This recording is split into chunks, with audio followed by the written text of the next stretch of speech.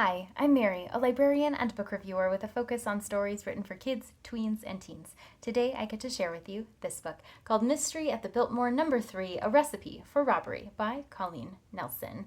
Chef Sebastien has lost all of his recipes, including the one for the very secret and surprise creation that he is ready to unveil. Unfortunately, without the recipes, he will not be able to do that. Luckily, the La Rue Detective Agency is also located in the Biltmore, and Elodie and her friend Oscar are ready to take on the case. As they begin investigating and interrogating everyone who might be involved, however, they quickly realize that the case is a bit more complicated than they expected, and they have to pull out all the stops and use all of the skills they have to be able to determine not only what happened, but how to get the recipes back again. This third in the Mystery at the Biltmore series is a really fun mystery for middle grade readers.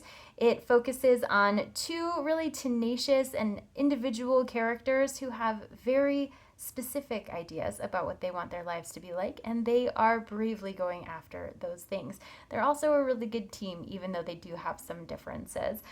This is the third in the series, so readers would do best to have read the first two before jumping into this one. However, it does stand on its own as a mystery, so if readers do start here, that is okay.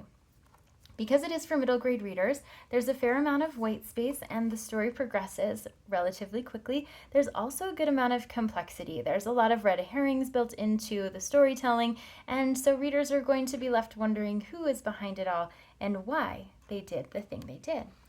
Also, there are occasional illustrations that are found within the book, so that helps to break up the text a little bit and give readers more of a visual understanding of what's happening within the story.